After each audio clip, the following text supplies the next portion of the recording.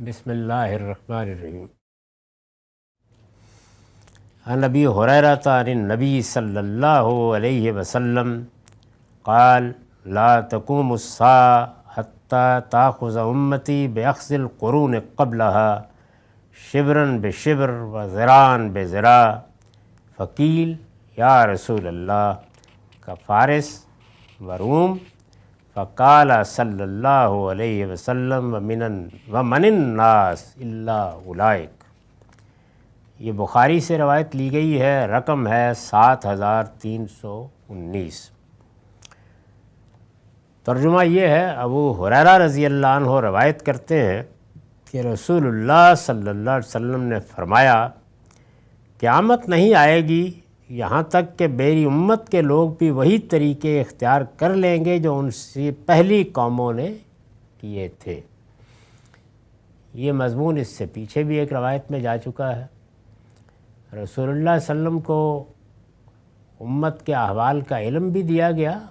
اس کے لیے بہت سے رویا بھی دکھائے گئے۔ یہ تفصیلات روایتوں کی کتابوں میں مل جاتی ہیں،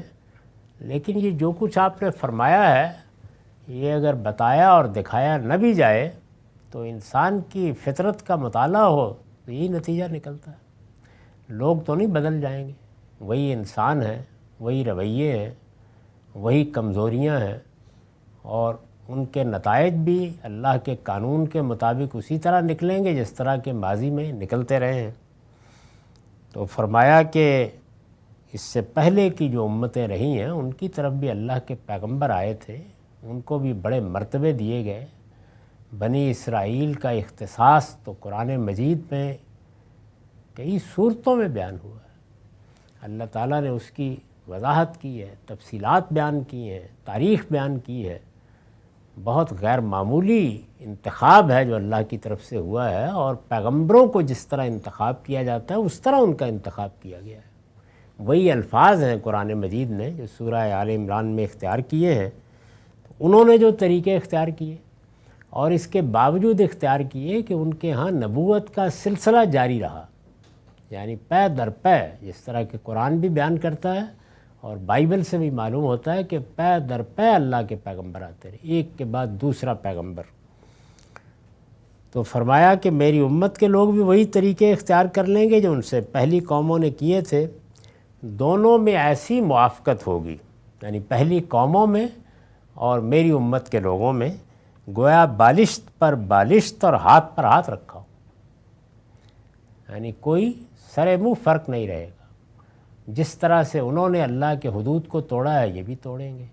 جس طرح سرکشی اختیار کی ہے ان کے ہاں بھی اس طرح کے سرکش پیدا ہوں گے، جس طرح شرک کی مختلف صورتیں انہوں نے تعویل کر کے اختیار کر لی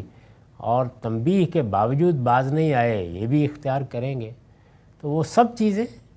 جو ان کے احبار اور رہبان کرتے رہے ہیں، ان کے ملوک اور بادشاہ کرتے رہے ہیں، اس امت میں بھی تم دیکھو گے۔ لوگوں نے پوچھا یا رسول اللہ، جس طرح فارس اور روم کے لوگ ہیں، مثال کے طور پر، یعنی انہوں نے کہا کہ اچھا آپ کا اشارہ اس طرف ہے، یہ معلوم ہے کہ اس سے پہلے جو روایت ہے اس میں یہود و نصارہ کا ذکر تھا، یہاں فارس اور روم کے لوگ ہیں۔ ایک ہی بات مختلف مواقع پر کہی گئی، اسی موقع پر کسی نے ایک سوال کیا، کسی نے دوسرا کیا، سب صورتیں ہو سکتی ہیں۔ تو یہاں یہ ہے کہ جس طرح فارس اور روم کے لوگ ہیں، آپ نے فرمایا ان کے سوا اور کون لوگ ہو سکتے ہیں، یعنی تصویب فرمائی کہ ہاں یہی تو، یہ تمہارے سامنے ان کی تاریخ ہے، دیکھ لو یہ سب کے سب۔ اور روم تو مسیحی تھے، یعنی جب روم کا لفظ بولا جاتا ہے خاص طور پر ہمارے ہاں قرآن میں یا حدیث میں، تو اس سے مراد مسیحی ہوتے ہیں، اس لیے کہ روم انہی کا دارالسلطنت تھا۔ اور دنیا کی سب زبانوں میں یہ اسلوب ہے کہ بعض اوقات کسی قوم کی جو القریٰ ہے، مرکزی بستی ہے یا دارالحکومت ہے، اسی کو گویا قوم کے لیے علامت کے طور پر اختیار کر لیا جاتا ہے۔ تو یہ پوچھا، جواب دیا کہ ہاں۔ تو فارس سے کیا مراد ہے؟ فارس میں زیادہ تر مجوس تھے، یعنی یہ کسریٰ جس علاقے کے بادشاہ تھے وہاں زیادہ تر مجوس تھے، جو ایران کا علاقہ ہے، یعنی فارس کے مجوس اور روم کے مسیحی۔ اس پر میں نے لکھا ہے، اس سے اشارہ نکلتا ہے کہ مجوس بھی اگرچہ سنویت، آتش پرستی اور دوسری مشرکانہ بدعتوں میں مبتلا ہو چکے تھے، لیکن اصلاً کسی پیغمبری کے پیرو تھے۔ یعنی یہ بات اور روایتوں سے بھی واضح ہوتی ہے، اس روایت سے بھی یہی اشارہ نکل رہا ہے کہ مجوس کا معاملہ وہ نہیں ہے جو صوفیانہ مذاہب اختیار کرنے والی قوموں کا ہے، بلکہ یہ کسی پیغمبری کے پیرو تھے۔ اور کوئی وجہ نہیں ہے کہ زرتشت کے بارے میں یہی خیال کیا جائے کہ وہ اللہ کے پیغمبر تھے، صحیح دعوت لے کر آئے، اسی توحید کو انہوں نے پیش کیا، لیکن بعد میں لوگوں نے وہ سب چیزیں اس میں ایجاد کر لیں، جس طرح کے پیغمبروں کی امتوں کے ساتھ ہوتا رہا ہے۔ چنانچہ صحابہ رضی اللہ عنہم نے رسول اللہ صلی اللہ علیہ وسلم کی طرف سے اتمام حجت کے بعد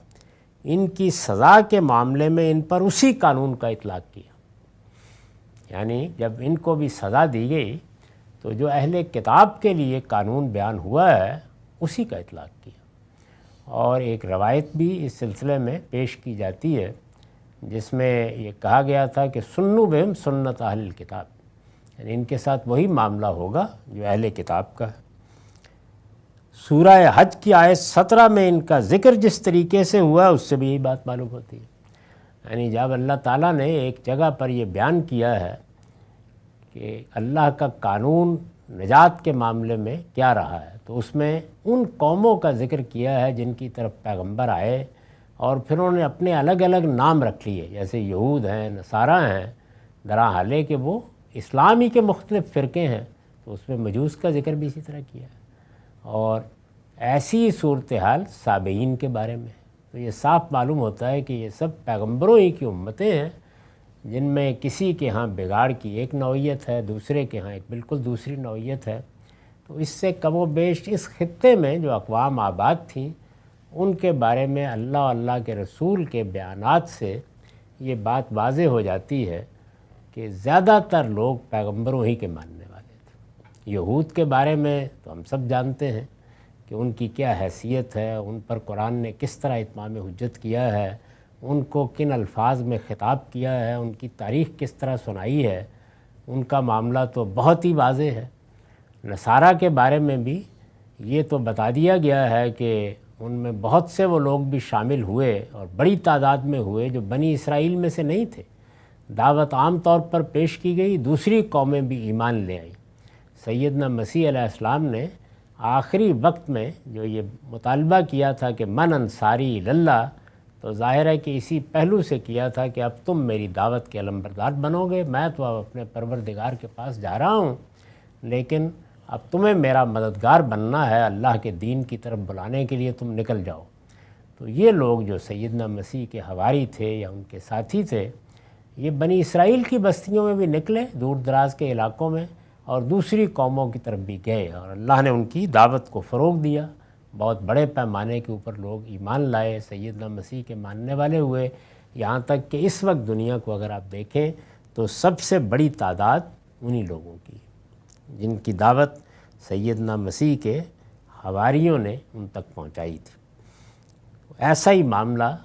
مجوس کا اپنے زمانے میں رہا ہوگا۔ مجوس کی ایک بڑی ہی طویل تاریخ ہے، بعض لوگ تو اس تاریخ کو ہزاروں سال تک پھیلاتے ہیں، تو نہیں کہا جا سکتا کہ بعد کے ادوار میں کیا تبدیلیاں، کیا تغیرات آئے، لیکن اس سے یہ واضح ہو جاتا ہے کہ پیغمبروں ہی کی دعوت ہے جو اس سارے علاقے میں پھیلی،